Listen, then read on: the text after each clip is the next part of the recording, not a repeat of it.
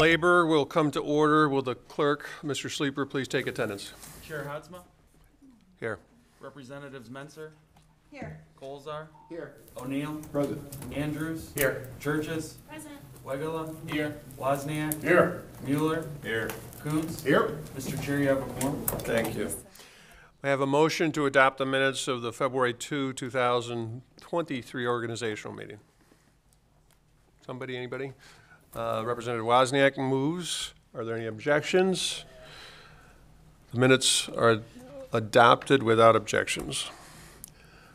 Now, today, we're here testimony from Representative Matt Colzar on House Bill 4044, sponsored by the aforementioned Representative Colzar.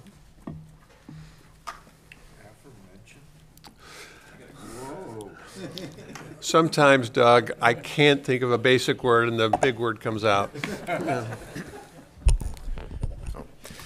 Thank you, Mr. Chair, and thank you to committee members. House Bill 4044 would repeal Public Act 54 of 2011, which put into statute that upon the expiration of a collective bargaining agreement, everything freezes. What this means is that rather than the 80-20 split for health insurance that we see in the public sector, the individual employee must absorb 100% of the insurance premium increases. In addition, retroactivity is banned. Let me tell you what this looks like as a classroom teacher who had to live through it.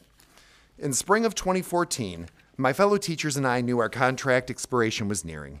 The district had emerged from the Great Recession, and due to collective sacrifice from all of us, the district was in a much stronger financial position and its fund balance continued to climb. As an 8th-year teacher, on step 6, I shared in that sacrifice. With things looking bright and knowing that Lansing was modestly increasing funding rather than cutting, we thought it was going to be our turn to share in the gains that the district was seeing. Now, we would be able to negotiate a fair contract that would ensure the best classroom conditions for our students and help our teachers make up for the losses in wages and benefits that had not only hurt them, but their families as well. Unfortunately, we were wrong. The district and the union could not come to an agreement, the contract expired, and beginning fall of 2014, we saw the effects.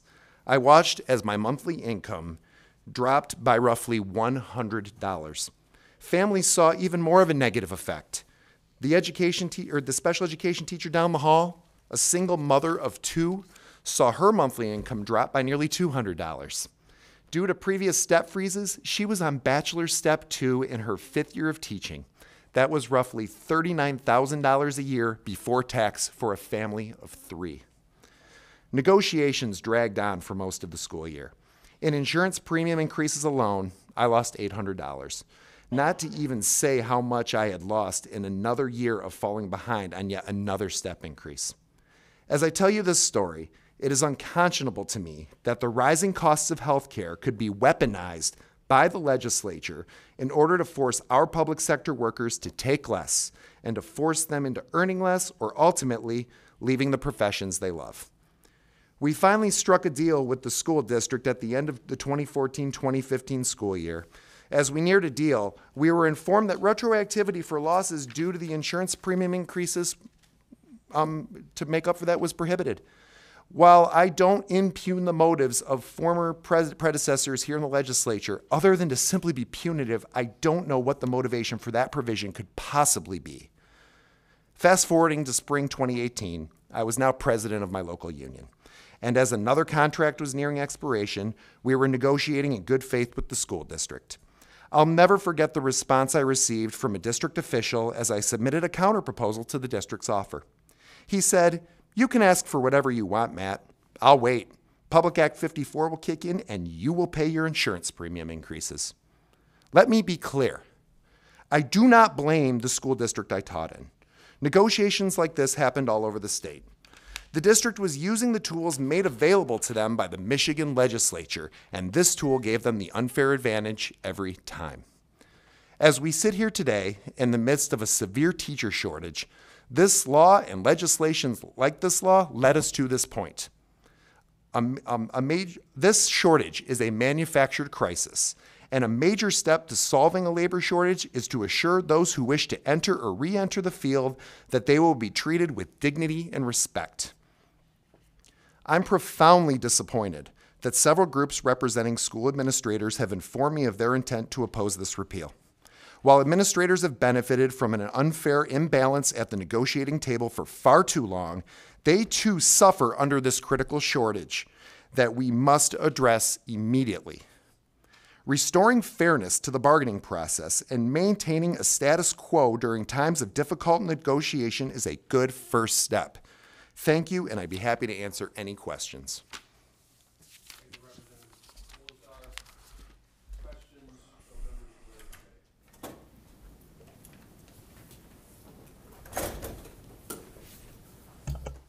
Thank you, Mr. Chair. So we are talking about freezing the increases, not the portion of insurance that the school district's already paying.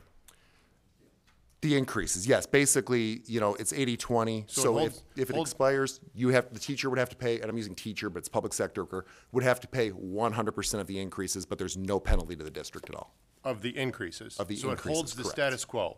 No, it does not, because the status quo would be 80-20, which is the status quo. The status quo is you pay 80, I pay 20. Right. This says, well, it was 80-20, but the contract expired, so anything that's increased, you got to just pay all of it. Right, the increases. We're talking about just the increases. Yes, the increases. Thank you.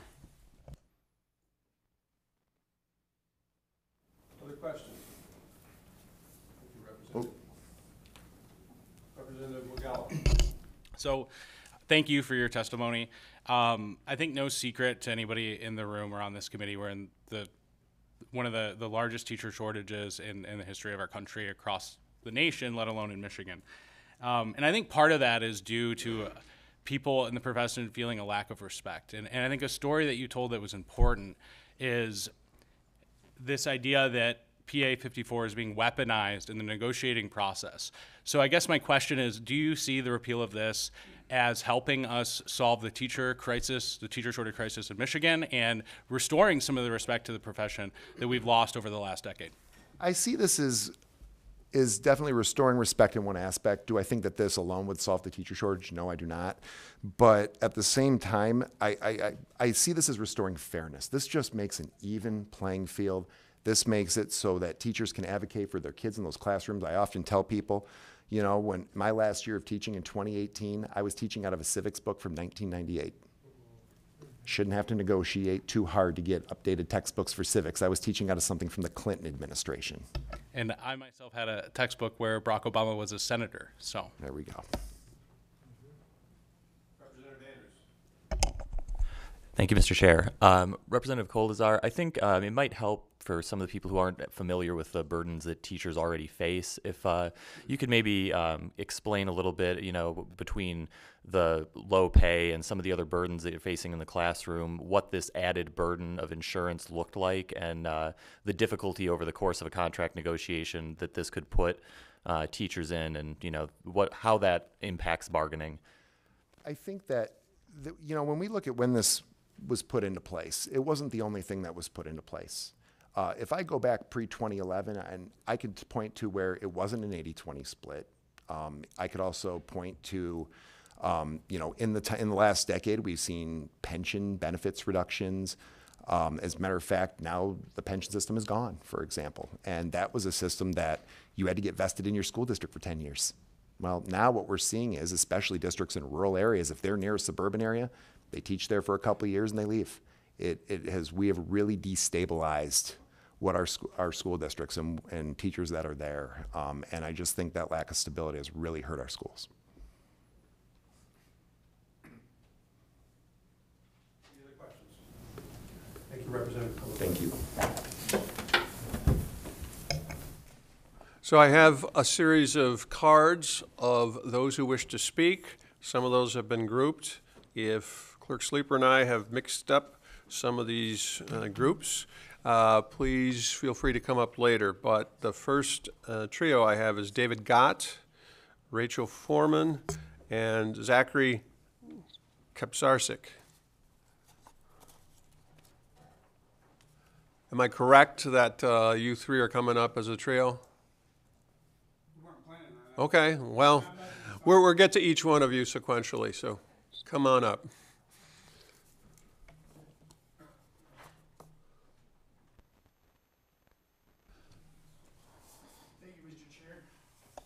Thank you, Mr. Chair. Thank you, committee.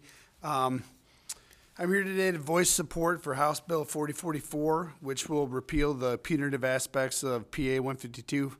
First, a brief introduction. My name is Zachary Kasperzak. I'm a science teacher and swimming coach at Howell Public Schools. I've been working at Howell since 2003, and I've been teaching since graduating from Wayne State University in 1999. I've been honored to have been chosen by my colleagues to represent their interests at the bargaining table for over a decade. This year will be the 5th contract I've helped to negotiate for the Howell Education Association MEA-NEA local affiliate. Simply put, PA 152 is terrible policy that was ill-intended and punishing from its outset, and it needs to go. It destroyed the assumption that more experience in education is valuable.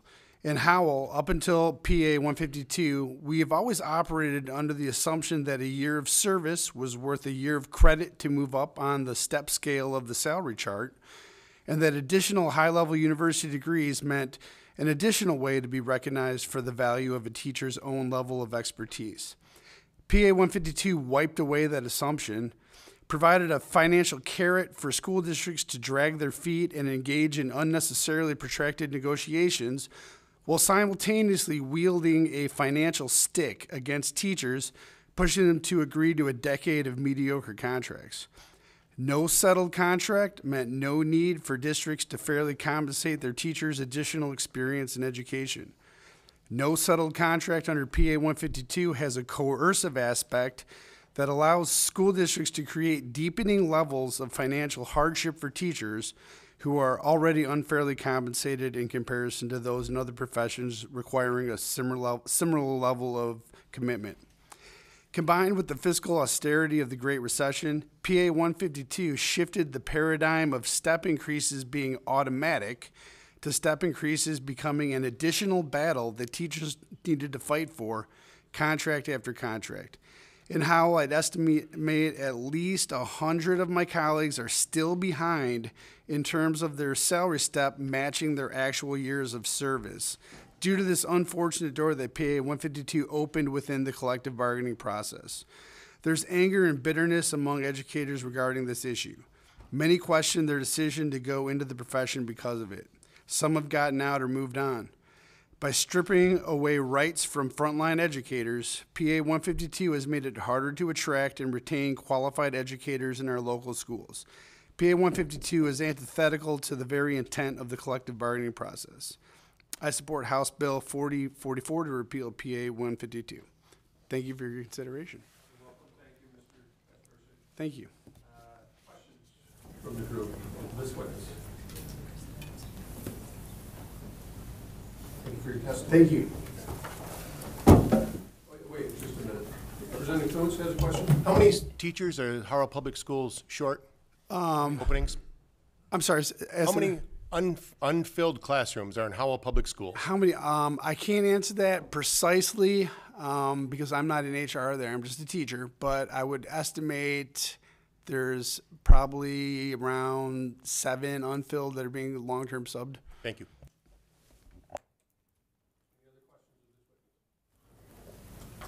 Thank you for your testimony. Ms. Foreman, you're in the front row. We'll go with you next. Thank you.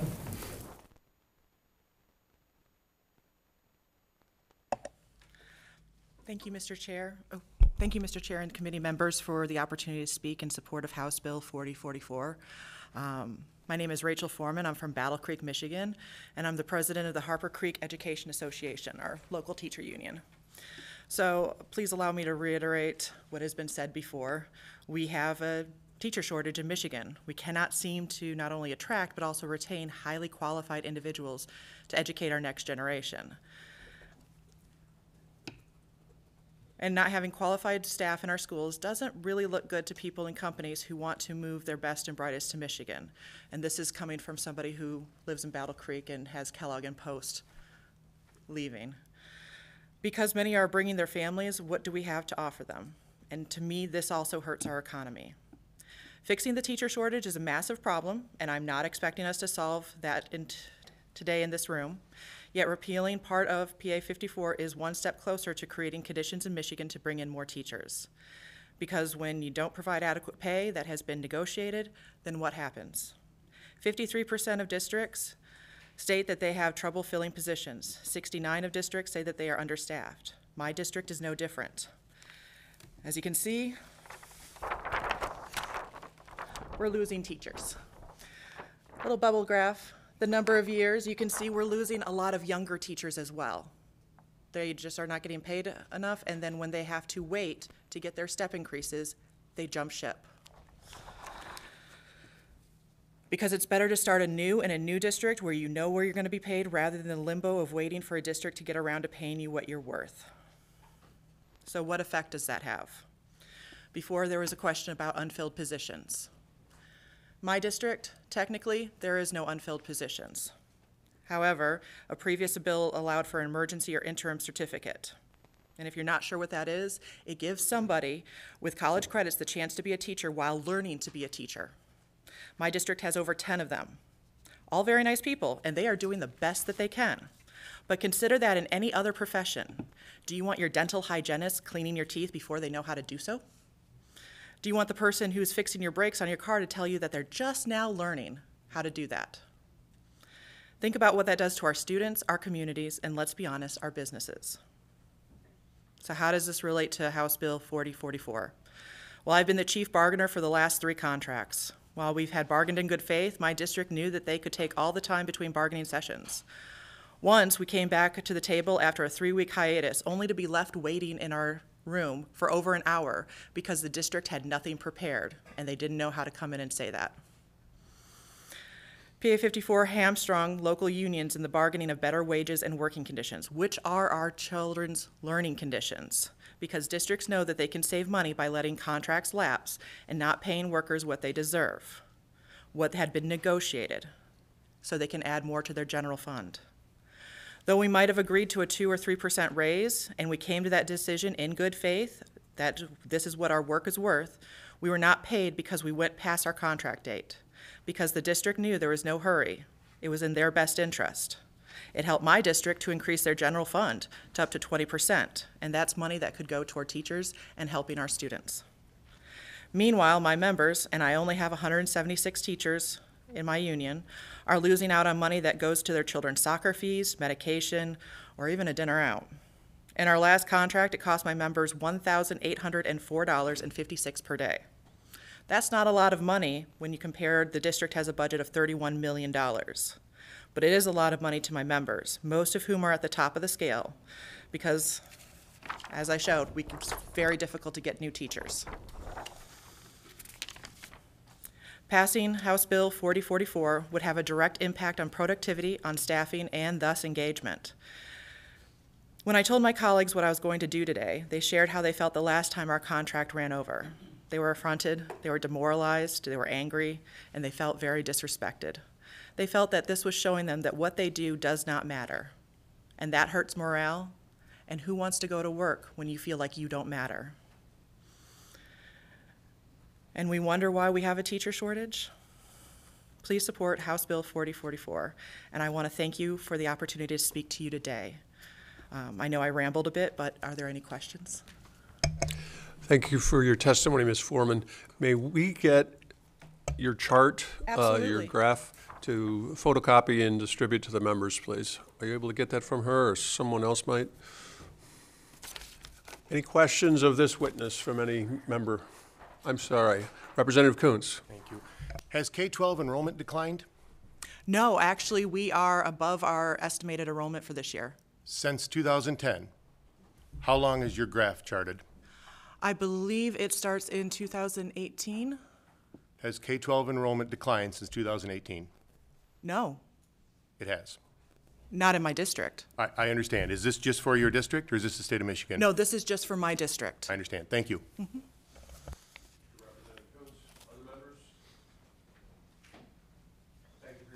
Thank you.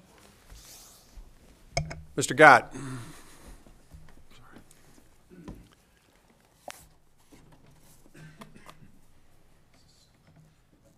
Thank you, Mr. Chairman and committee members.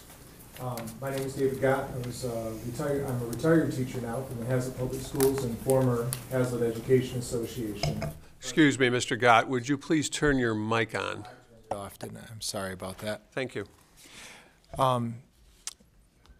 Thank you, Mr. Chairperson and committee members, for allowing me to speak. My name is David Gott. I am a retired teacher now from the Hazlet Public Schools and former Hazlet Education Association president. I appreciate the opportunity to speak with you in support of House Bill 4044. I am truly excited that the committee is discussing a solution to one part of the albatross that was created during one of the darkest moments in decades for public education in Michigan. Of course, I'm referring to PA 54. I'm grateful to this committee for allowing me to speak from my perspective as a retired educator that at that time was teaching high school, middle school, and active in several associations, including leadership of my local education association.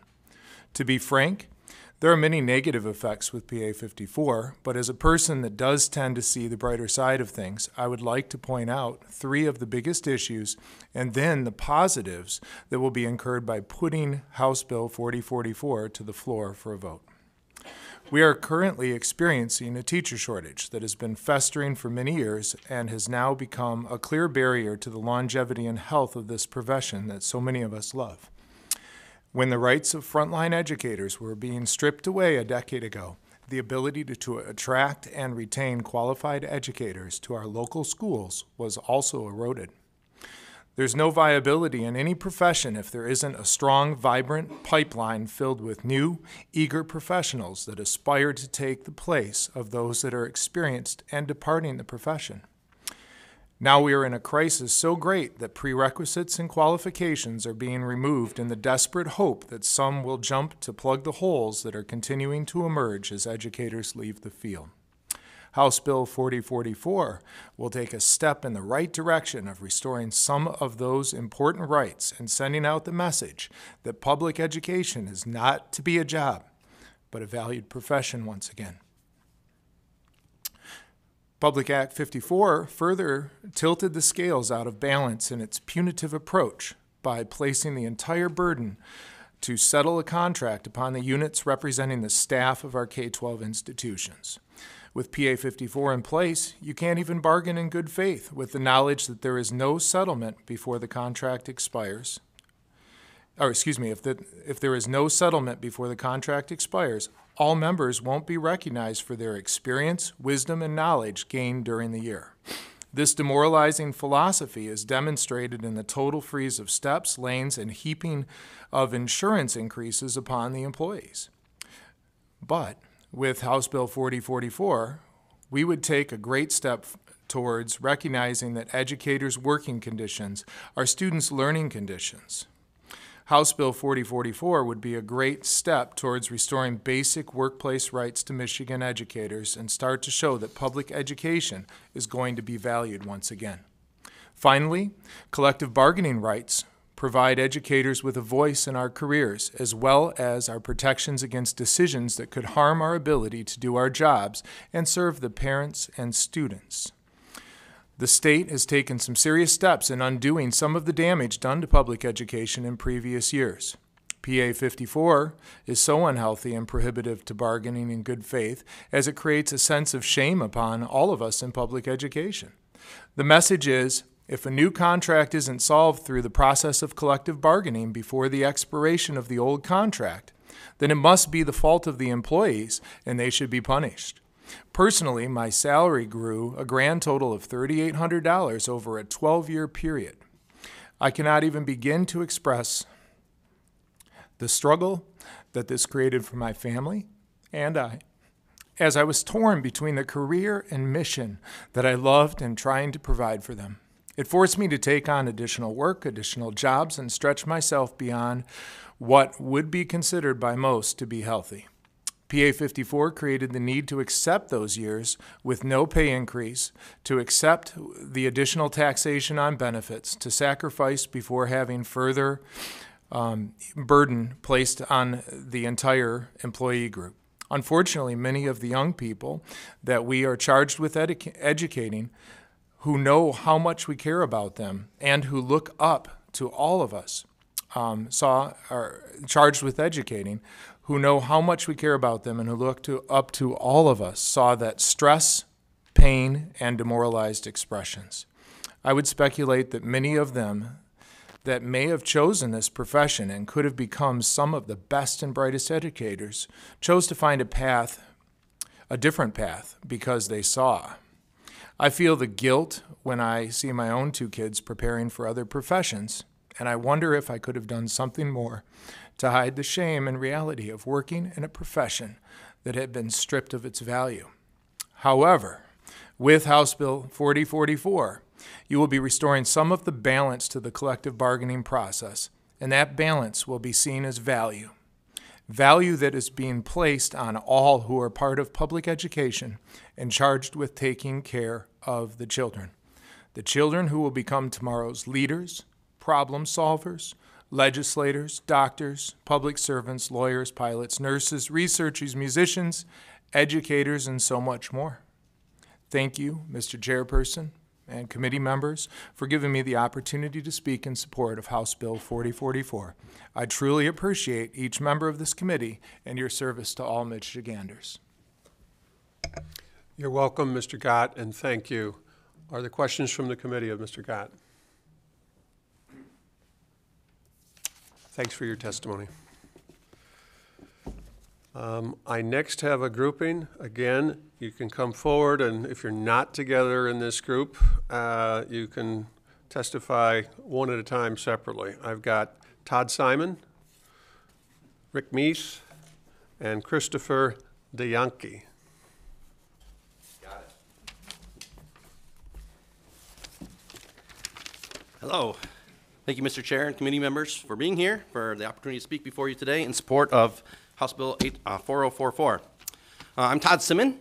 I'm a teacher at Waverly Community Schools in high school. I teach social studies. I've coached football and track as well. I'm here today representing the Waverly Education Association. I'm the membership chair there for the last number of years, and I've been on several of our negotiating teams as well. And my story is very similar to what Representative Kolozar started this testimony with today, because I also experienced kind of the same thing, where my school had a contract expiring in 2016. We started negotiating a new contract months before the expiration of it, and our district basically decided to wait it out because of the law that we're looking to repeal.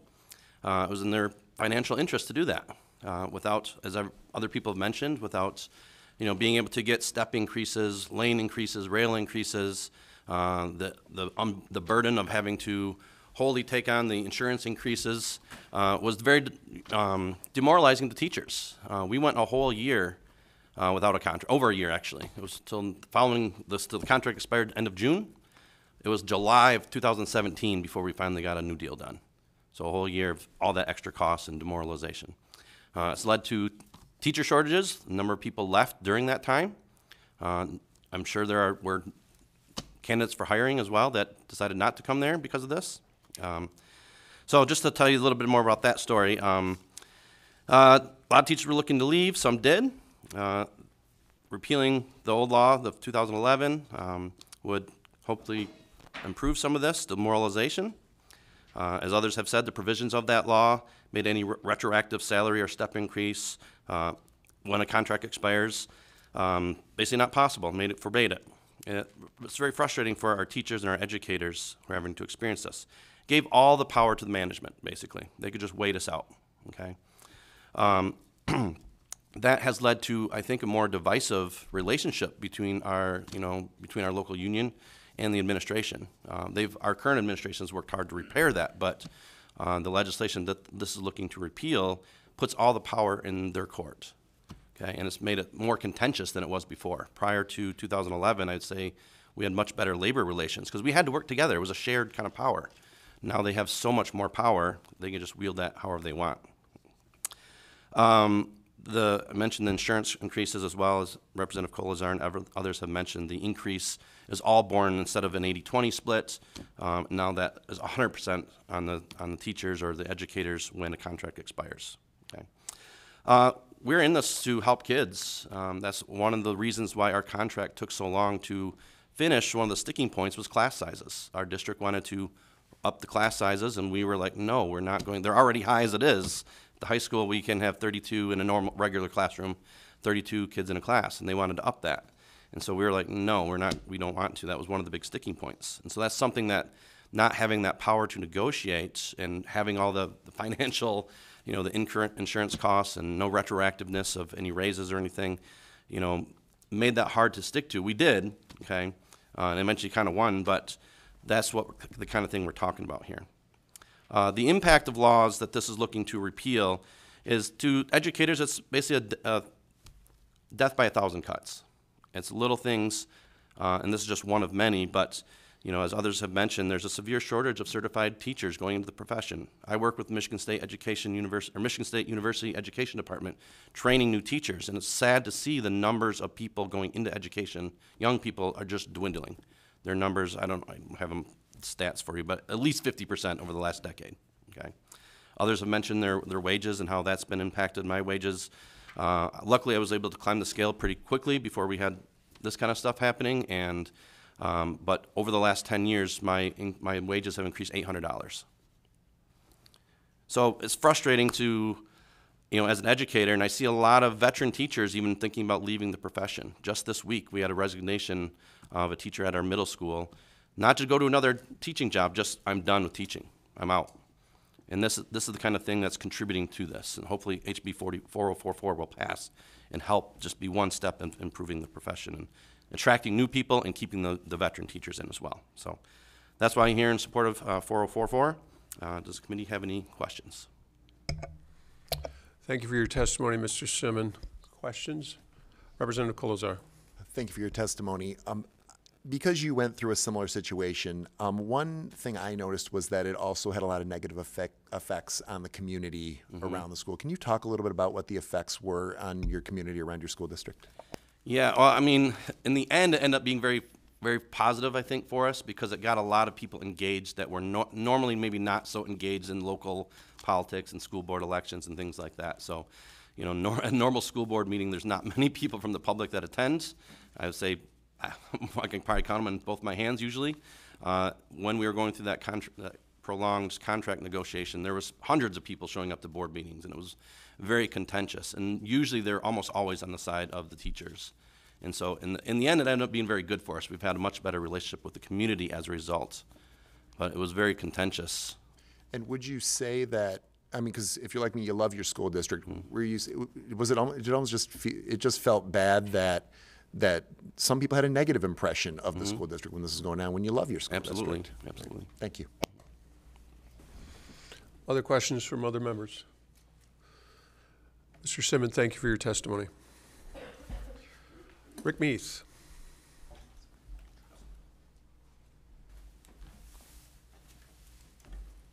Want to testify?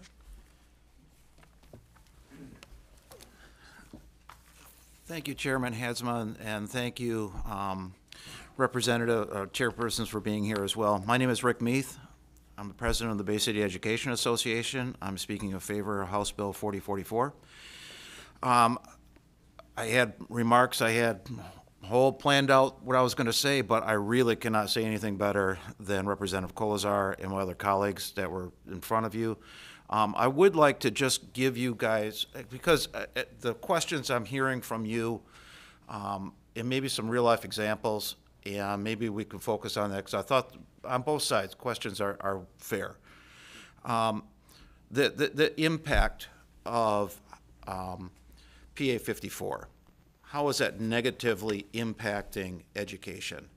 And I think it's fair to say that you can trace a line from when this bill was enacted in 2011 to the decline in individuals willing to go into public education. And most of the testimony today has been focused on teachers. Well, I really think you need to consider the support people that are in education as well and how that has impacted them, because that is something that we hear quite frequently. And you drive by any school in any school district in this state, and there's a bus sitting out in front of it saying bus drivers wanted, custodians wanted, food service wanted. They're the ones that feel the brunt of this PA 54 the most. And I'll give you an example.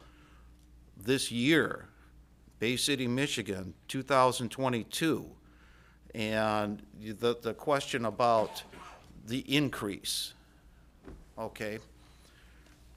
school district, Bay City Schools, makes an offer to support personnel, secretaries, parapros, and let's just say it's $1 an hour. It may be a fair offer, it may not be a fair offer. But because the tables are not even, both sides do not have equal footing in the negotiating process, on June 30th, there's $1 an hour on the table, which, by the way, $1 an hour for somebody that only works 1,098 hours is $1,100. July 1st, with PA 54, that individual will pay 100% of the increase of the insurance policy. And as an example, let's say a full family insurance policy costs $20,000. A 9% increase of that is $1,800.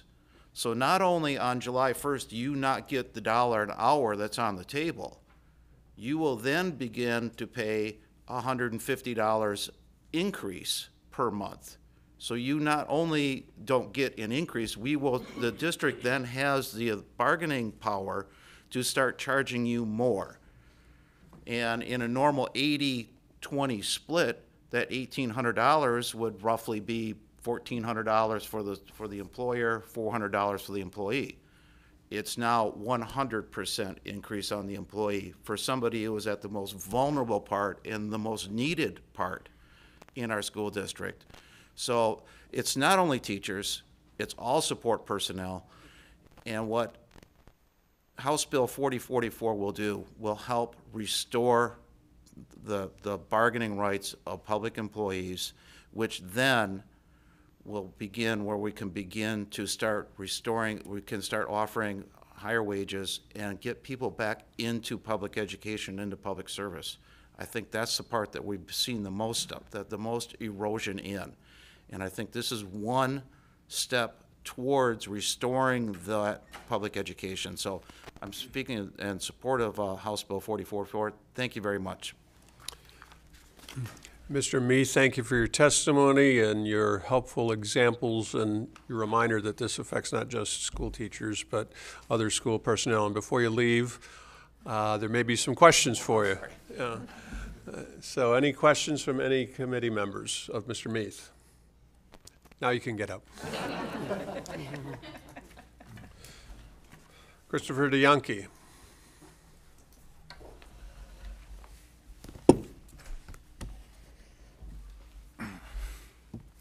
Thank you, Mr. Chair, and thank you for getting my name right.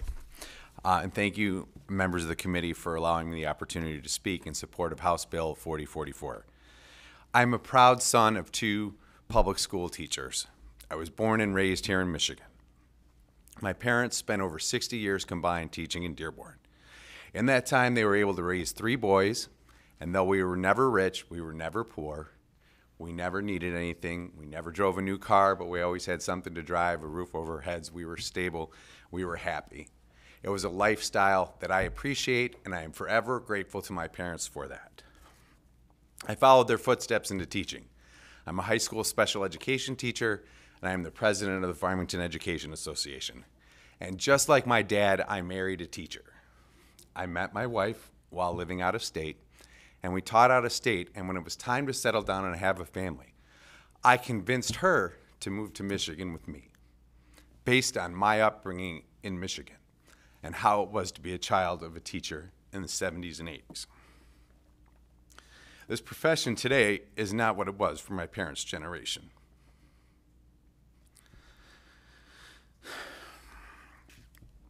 Changes from the legislature have moved people out of this profession. They've caused veteran teachers to retire early, and they've scared off prospective teachers. This change has not only hurt my children, but the children across the state, because we've created working conditions that are killing our workforce. The bill before you would repeal just one of those pieces of legislation, but it's a start, restoring some of the bargaining rights that were taken amid sweeping changes that ultimately led to our current teacher shortage. PA 54 weakened our bargaining rights for our unions and created an unfair practice for school districts so they could benefit financially by not bargaining in good faith and scheduling contracts on time. Now, in my time as a teacher in Farmington, our bargaining contracts usually started in the winter and we were always done before school. That wasn't the case in 2016. We started in January. We did not finish by the time school started. It was the first time in my career working without a contract. Now, in 2016, our salary schedule was still frozen. It was still the same pay as it was from 2009. 7th consecutive year of the same top and bottom pay. And our progress on those steps was a series of either not getting a step or getting a half a step.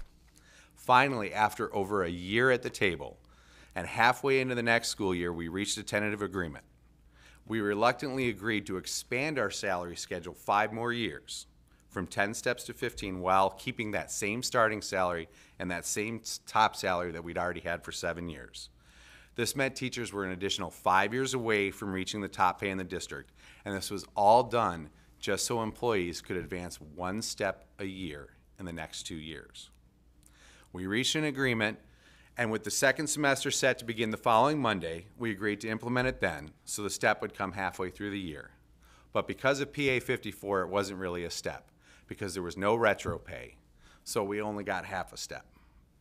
But to add insult to injury, what we ended up finding out later was because there are a couple extra days in August for professional development, our business office said it wasn't halfway through the year. And so they went and prorated our pay and took 2 more days out because of the actual date we signed it, even though we knew that we were going to implement it at the semester break. It was so demoralizing to know that even with PA 54, they went after 2 extra days of pay after 7 years of freezes. But it was the law. It was to their advantage. When you look at the factors that have created this teacher shortage, look no further than these examples you're hearing of PA 54 impacting collective bargaining. This bill contributed to people leaving the profession for other careers. Teachers are retiring the moment they become eligible, even though many of them would have continued for years doing what they love under different circumstances. Not only are my wife and I not providing for our children the way my parents provided for me, but we have a generation of teachers in the field who are under worse working conditions than those that preceded us. It's impacting our ability to recruit and grow our next generation of teachers here in Michigan. I don't have this in my speech, but I can tell you we have 15 current openings in my district. But of the 86 teachers that we've hired this year, only 10 of them are new teachers. That means 76 of our hires became someone else's opening. We didn't fix a problem. We're just shuffling it around. I see the impact of my own family when my own children are taught by long-term substitutes in my district instead of certified teachers. We need better working conditions for our teachers so we can create better learning conditions for our children. I appreciate the committee's time. I hope you support House Bill 4044 and return some of the collective bargaining rights that have been taken from unions. Help return our teaching profession to a level that will allow us to attract, develop, and retain great teachers so we can serve the children and the families of this state. I'd be happy to answer any questions that you have for me. Thank you. Thank you, Mr. Dianchi. Questions? Thank you for your testimony.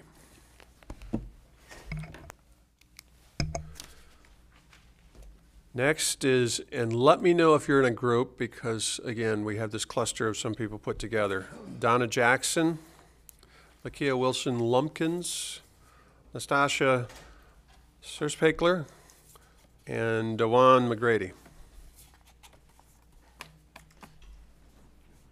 And if you're not in this group, you can be on deck in the first row.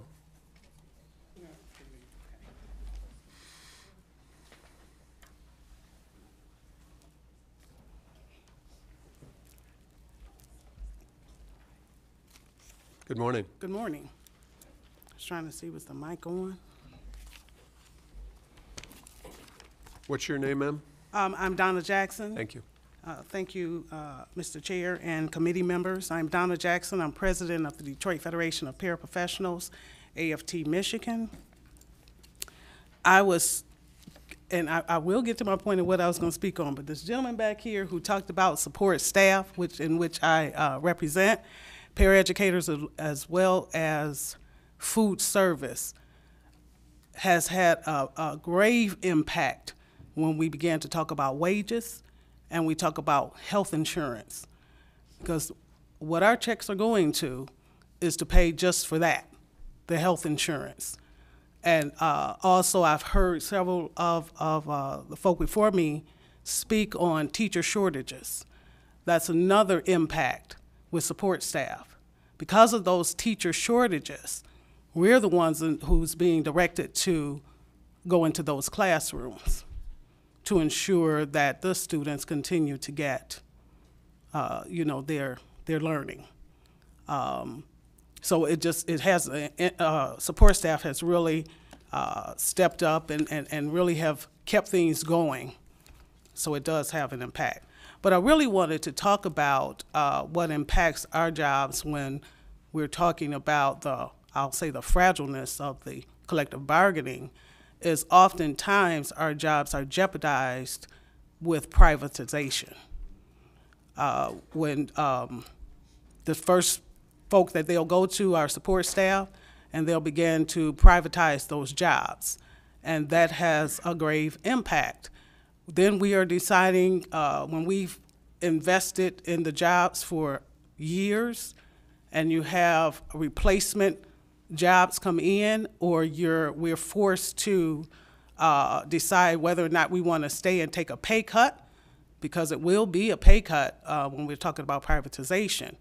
And it just really affects the morale of people's jobs, because you have replacement workers and you have folk who have been there and invested, and it really has impacts on our families. So I just really wanted to talk about that privatization, and again, the impact that all of this is having on support staff.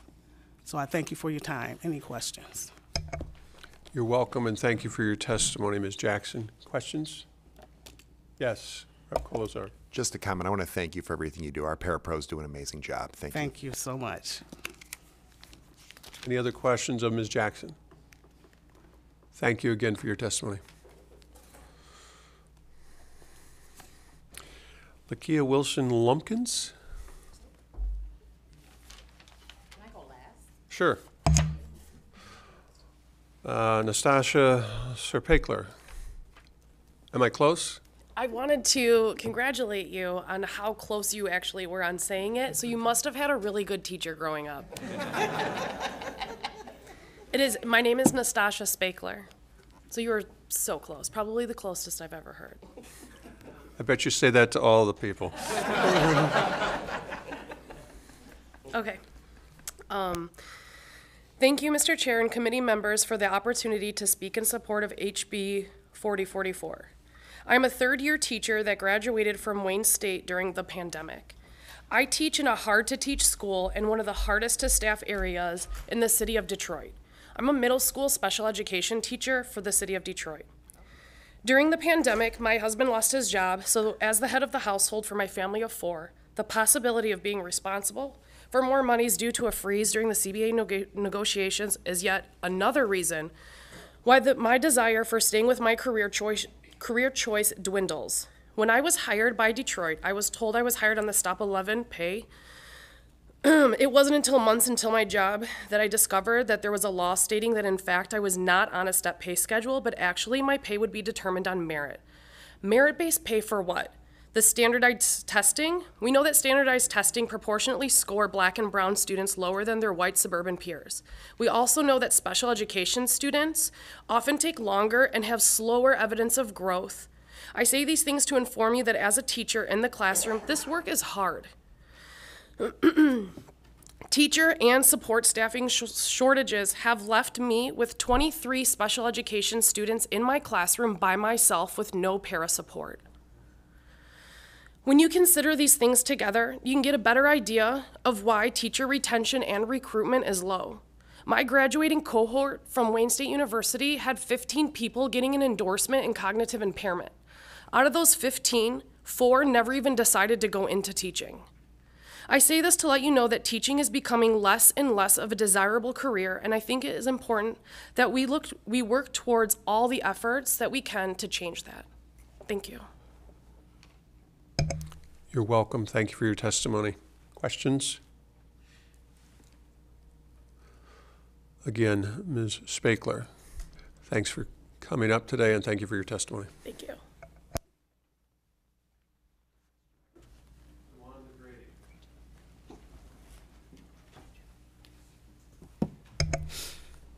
Good morning, Mr. Chair. Good morning. Good morning, committee members.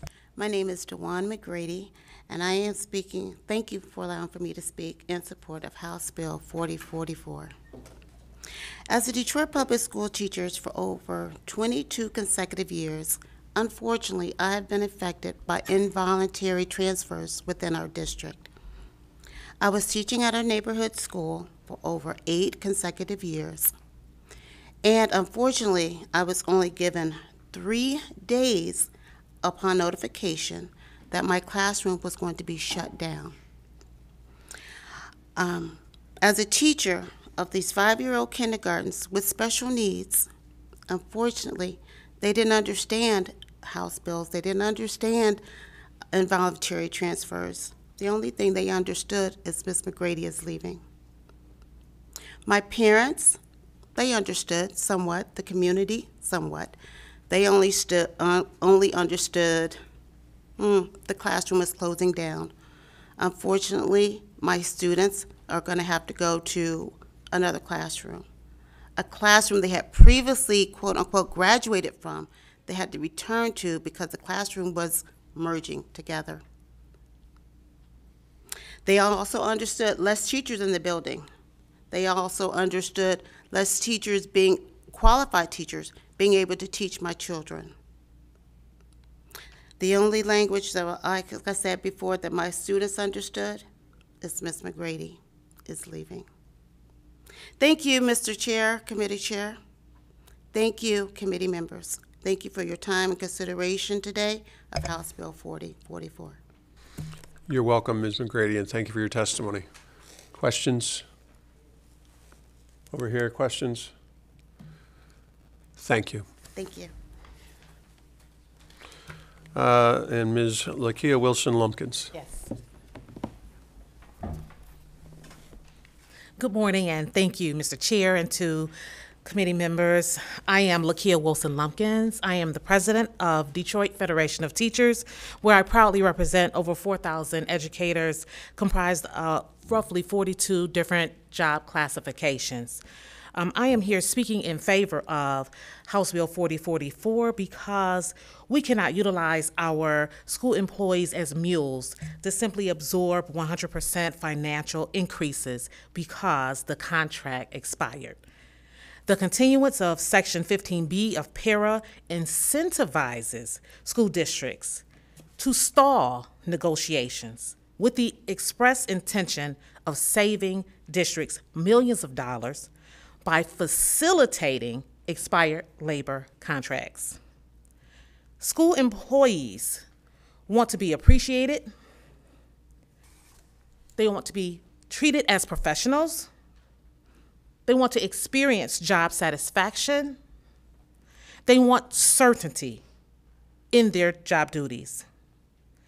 House Bill 4044 restores the integrity of bargaining in good faith and communicates that there is an equitable, ethical, and respectful commitment to the invaluable services that teachers, counselors, social workers, paras, clerical, food service, all of our educational professionals provide to our children all across this state. But let me tell you about other sections of PARA that has dwindled the education profession. For prohibited subjects of bargaining, transfers, placement, discipline, and termination has caused school districts to wildcat, is what I have called it, and strike out at our members, costing them financially by involuntarily transferring them, by the Section 15B, using them to hold increases and pay them themselves, discipline and termination for whatever reason they see fit. And we, as union leaders, cannot do anything because they are prohibited subjects.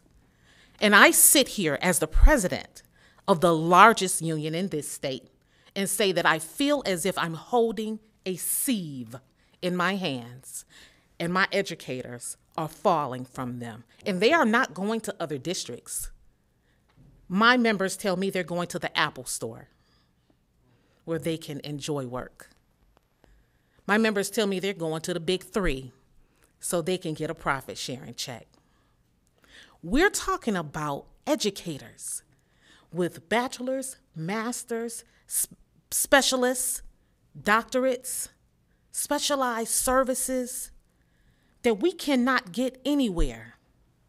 Right now, we are renting psychologists in other states to evaluate our students in Detroit because we simply do not have enough here in Michigan.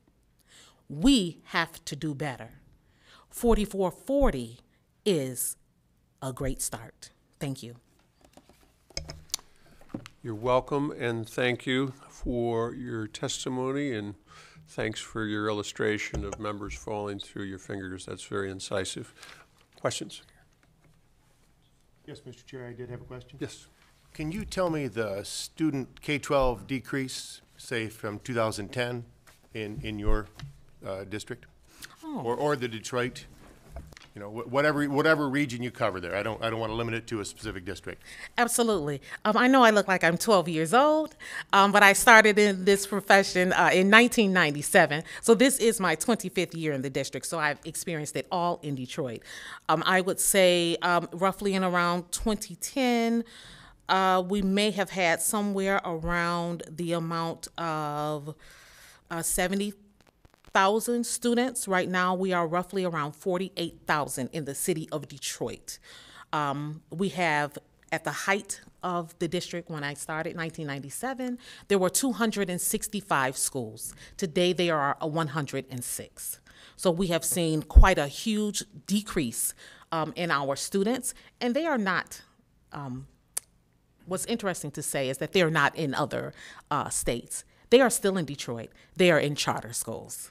We have over 100 charter schools in the city of Detroit. So there is no coincidence that we have closed over 100 of our buildings, and there are over 100 charter schools in the city.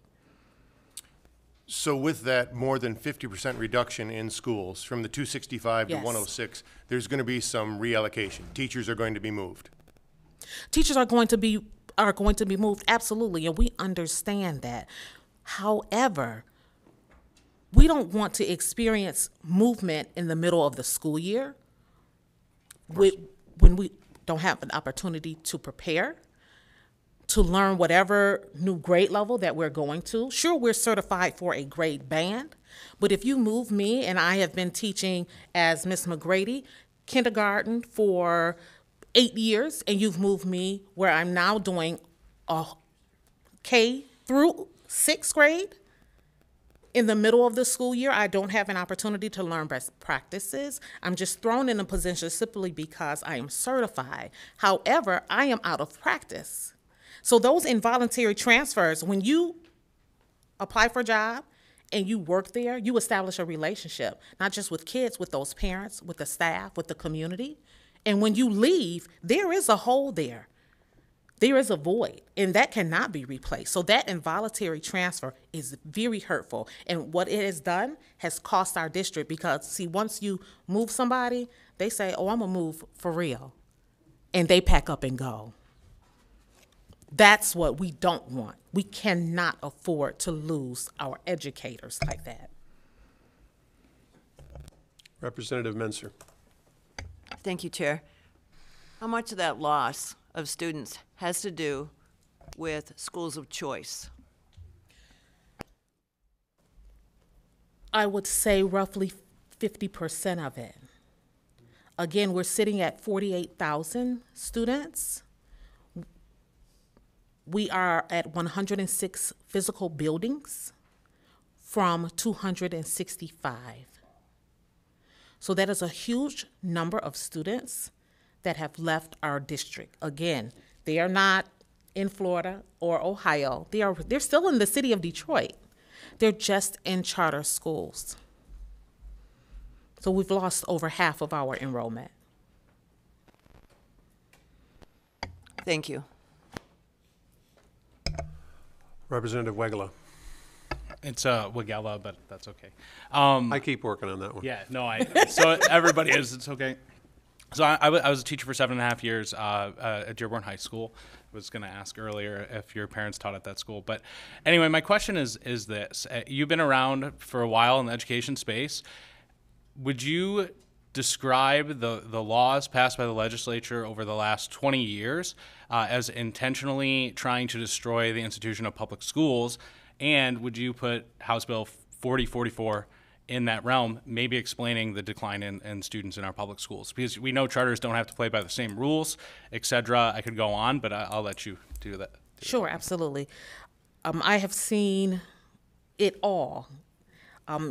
Entering into the profession in 1997 with over 100,000 students in the district, with over 12,000 members of the Detroit Federation of Teachers. We were once the largest employer in the city of Detroit.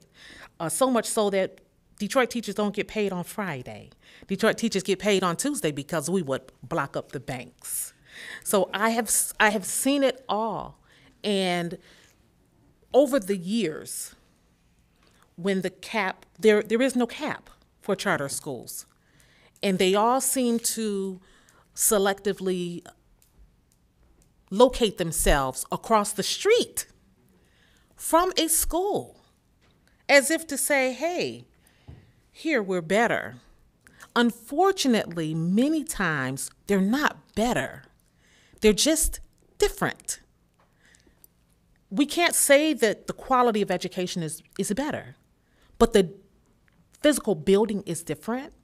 And so we know that many of our buildings in Detroit have issues. And that is a draw. That is an attraction to parents. They want to go to the better looking building.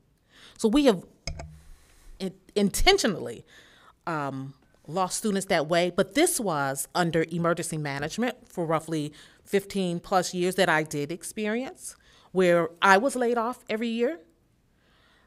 My counterparts laid off every year, so much so that we have dwindled down to 4,000 Detroit Public Schools member. Looking at the introduction of right to work, and I'm trying to go through the years right through my head. So we've got unleashed charter schools in the city of Detroit, and they, again, intentionally locate themselves across the street from one of our buildings. Then we have emergency management, where Detroit Public Schools had $190 million surplus that was wasted away for years and years and years under emergency management, so much so that it went the other way into near bankruptcy. Right to work, so now we don't have 100% of our members paying dues, which greatly impacts the work that we do to represent, because guess what? These 4,000 folks want representation, whether they are paying dues or not.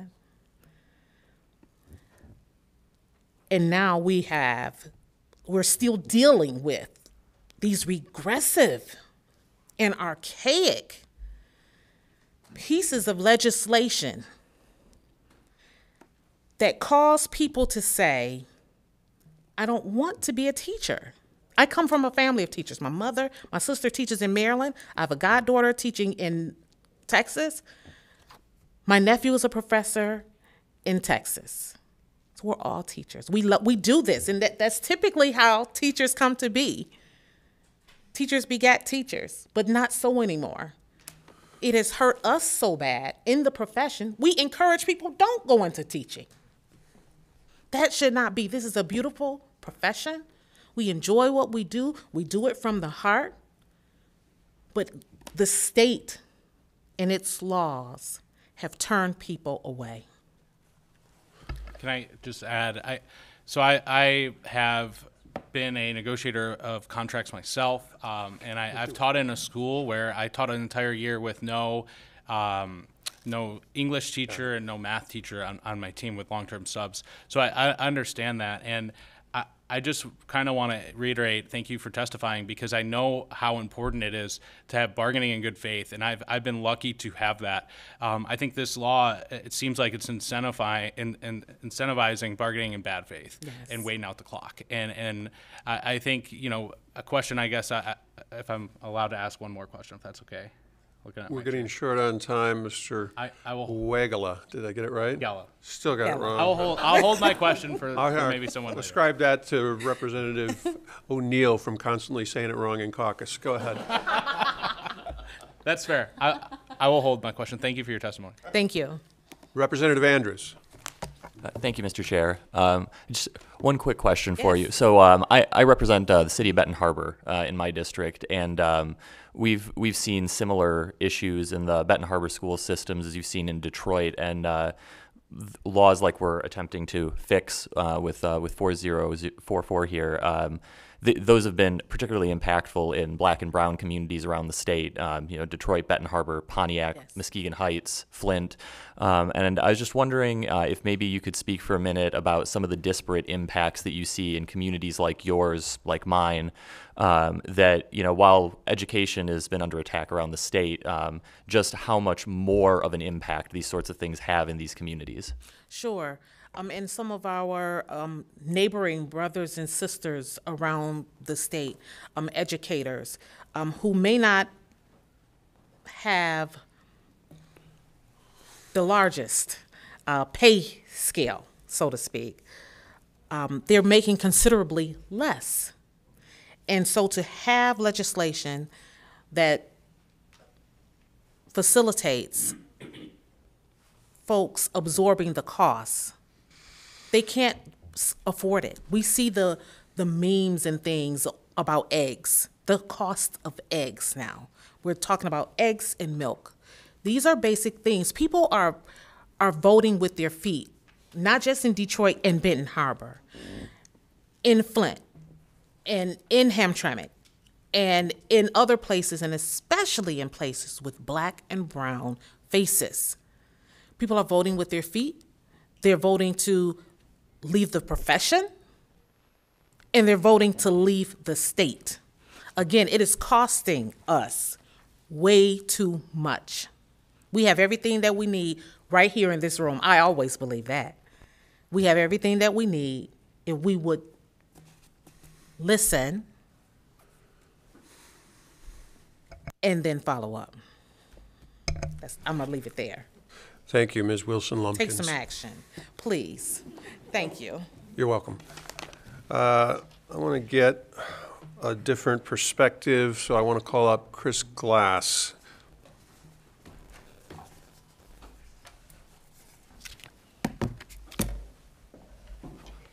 Thank you, Mr. Chair, members of the committee, and thank you, Rep. Kolazar, for the introduction of this bill. I mean, I'd be remiss if I didn't say that there's been quite a long period of time that important conversations like this haven't happened within the committee structure. And my work representing school districts in West Michigan, predominantly school administrators.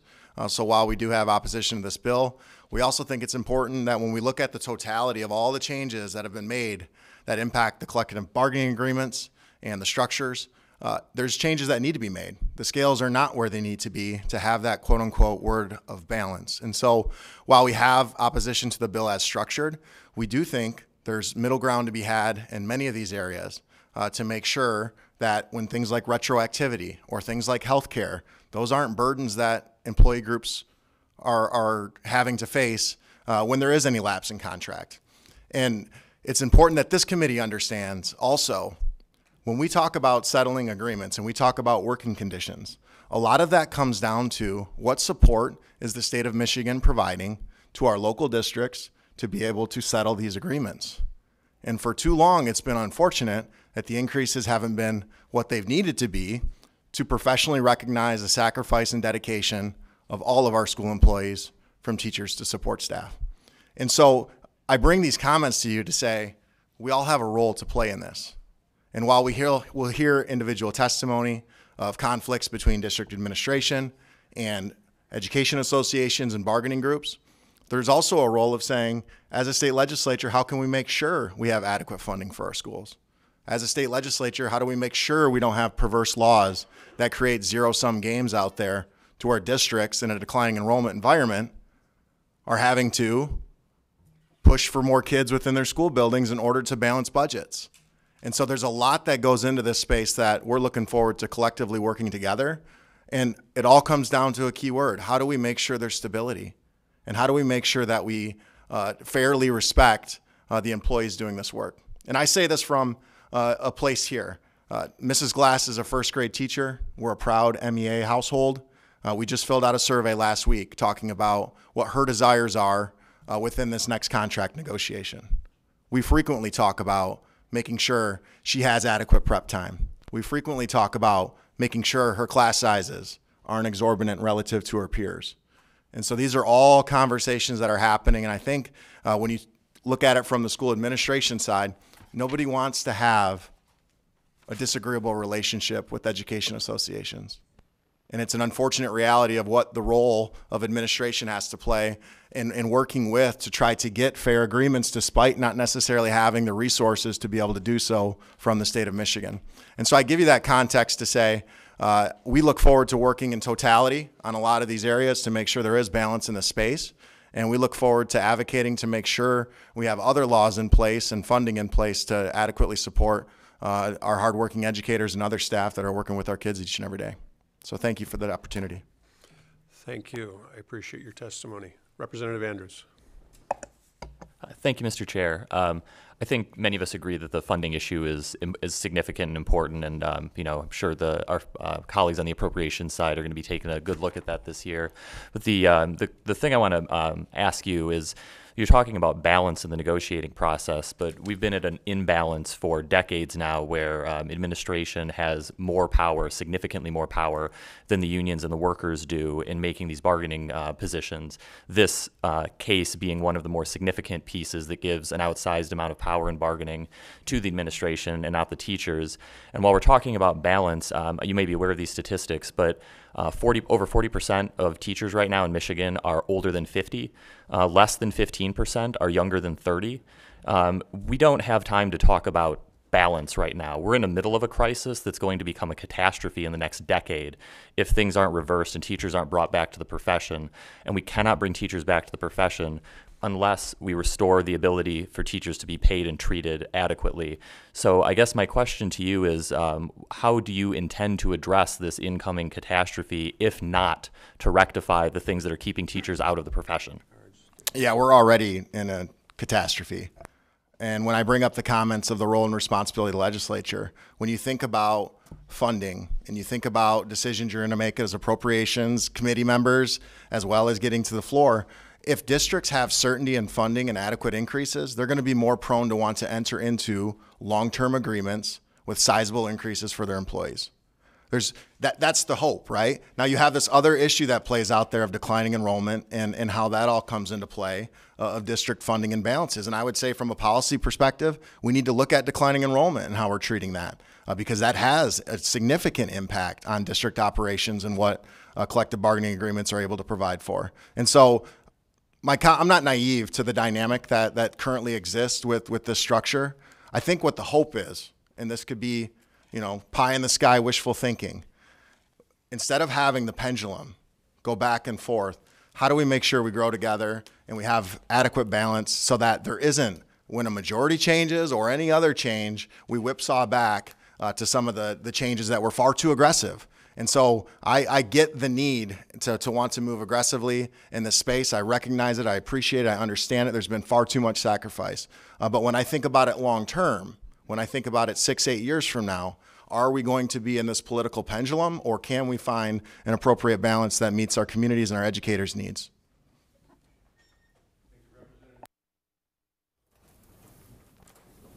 Thank you. I'm just observations and a question. So do you think that the previous lack of investment by the Michigan legislature has contributed to creating animosity between administration, support staff, and teachers? And if so, do you think that has caused any impact on culture within learning institutions that negatively or positively impacts colleague relationships or service to students? Without exception. Thank you for your testimony. So we have testimony from other people who have come over, up, down from Grand Rapids, East Point, and Kalamazoo. So I want to rock through these so you haven't spent your time unwisely. So Heather Reed from Kalamazoo.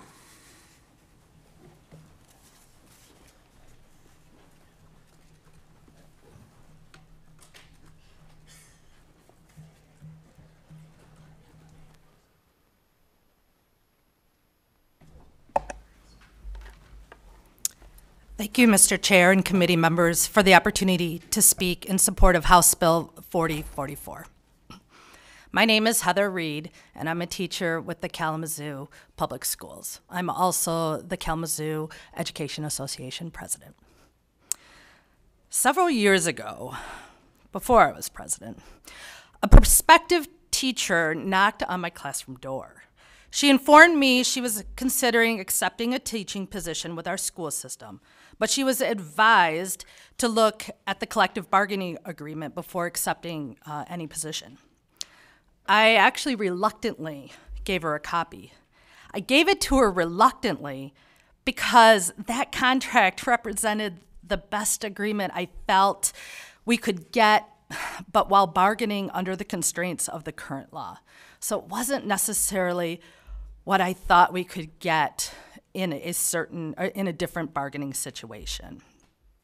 I knew the contents of that contract were going to be a main factor in whether or not this teacher accepted the position.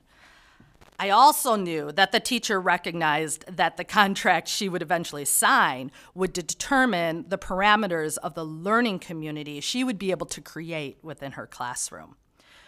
Wanting the best for our students, my colleagues, and ultimately our communities, I'm here today to speak in favor of House Bill 4044. 4044 strengthens collective bargaining rights. Why is this important in the world of education? In short, an educator's working conditions are the students' learning conditions. Educators, teachers, and support staff are the voices at the bargaining table representing what our bargaining unit members and students need. When the state chipped away at the collective bargaining rights of teachers, they chipped away at the voices of thousands of school employees who are already struggling to educate the next generation in a system that seems to contain more obstacles than support. Laws that infringe on these rights make it even harder to recruit new teachers and hamstrings our efforts to advocate for ourselves and our students. Collective bargaining only works when each party has equal power. PA 54 disrupts this balance of power by giving administrative teams a tool by which to force local units to settle or risk a severe monetary penalty. Assigning an arbitrary date to settle a contract forces negotiations to rush in order to beat a deadline. School employees are often put in a position to settle for a contract that does not meet their basic needs nor their students' needs. This is because, as outlined in PA 54, failure to settle can result in employees shouldering 100% of the increase in insurance premiums. It can also mean employees are unable to realize a step in salary increase. Additionally, the law prevents schools from making up this lost salary and retroactive pay. PA 54 seems a small detail in the larger topic of collective bargaining, but it in effect forces school employees between a rock and a hard place. It means employees are no longer engaging in good faith negotiations with their employer, but rather simply rushing to get the best they can before an arbitrary deadline. A healthy negotiation cycle leaves room for discussion, problem solving, as well as compromise. Unfortunately, PA 54 encourages employers to stall or simply wait it out until employees are left with little choice but to settle. I encourage you to pass House Bill 4044 and restore the collective bargaining rights to Michigan educators. During this historic shortage of school employees and the fact that students are facing more educational challenges than ever before, it is crucial that we restore our collective bargaining system in Michigan. Thank you. You're welcome, and I apologize. We will not have time for questions, and I very much apologize to Mr. Stocks, Ms. Bowency, and Marlowe. I'm willing to consider with the committee an opportunity for you to come back and testify next week if your schedules allow. Many of us have to go to another committee at 10:30. So if in fact, one other thing I want to mention, those cards which we haven't read into the record, we're out of time to read this set of cards into the record, but we will do it next week, or it will otherwise be preserved by Clerk Sleeper. We don't have any absent members. There being no further business before the committee, the House Committee on Labor is adjourned.